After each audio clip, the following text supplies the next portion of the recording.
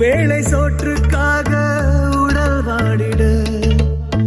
கையேந்தி ஓடுகின்றோம் உயிர் வாழ்ந்திட